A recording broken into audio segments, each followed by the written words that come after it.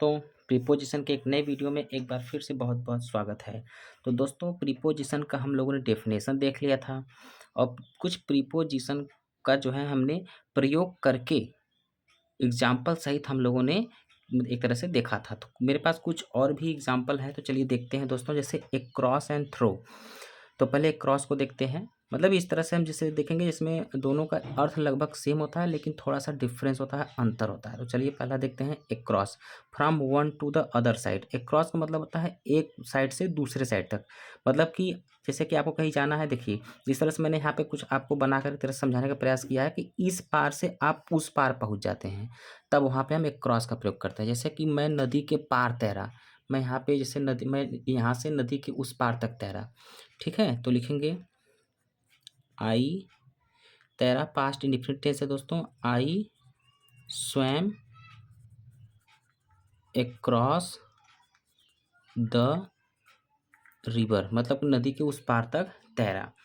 यह सड़क नदी के पार जाती है, यह सड़क नदी के पार जाती है, यानी कि दिस रोड जाती है, यानी कि गो, ये हो जाएगा goes. This road goes across the river. बस नदी के पार जाएगी, यानी कि the bus will go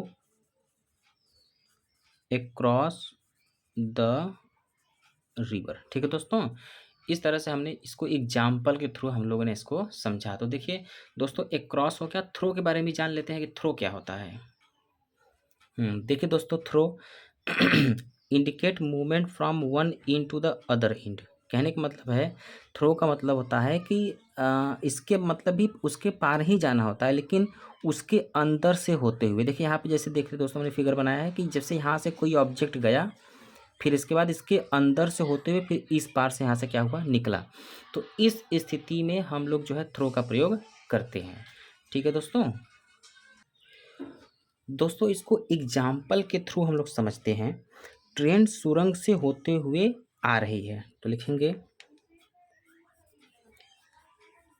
the train is coming. सुरंग में दोस्तों देखा होगा कि सुरंग से उस पार से घुसती है, इस पार निकलती है, तो एक तरह से वो हो गया से होते हुए, यानी कि the train is coming through the tunnel.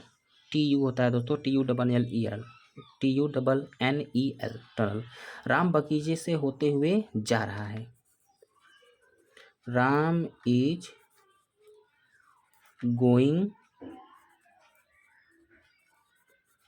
Through the garden. ठीक है दोस्तों, मतलब देखिए यहाँ पे जैसे कि मान लेते हैं कि बगीचा अगर स्क्वायर साइड में हो, तो हो सकता है ऐसे बीच से ही रास्ता हो, तो उसी बीच में से मतलब एक तरह से यहाँ से निकले जाएगा, फिर उस पार क्या करेगा, निकलेगा। ठीक है दोस्तों, तो ये हो गया आपका थ्रू। मैं मैदान से होते हुए आ रहा हूँ। आई एम कमिंग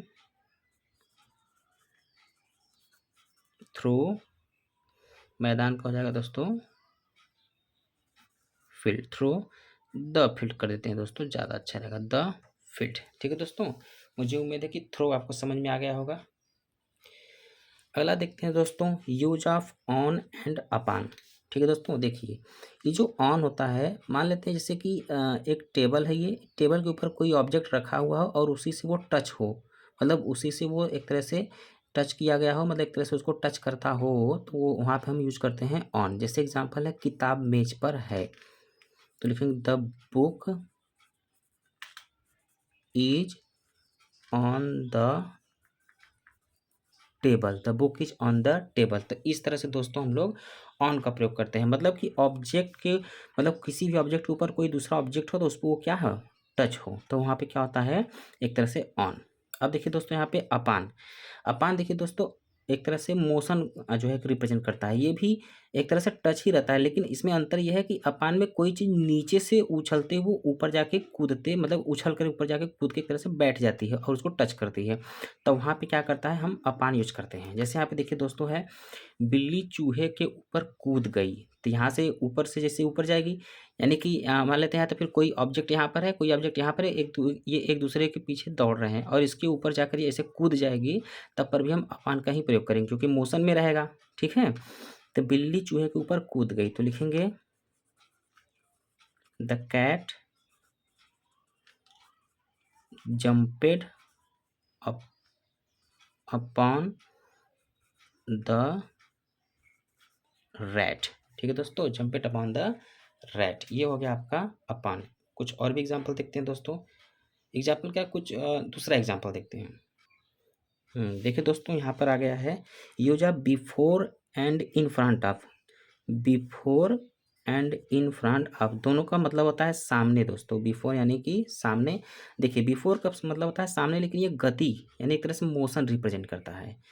क्या रिप्रेजेंट करता है, मोशन। जैसे मैं तुम्हारे सामने आया, यानी कि आई केम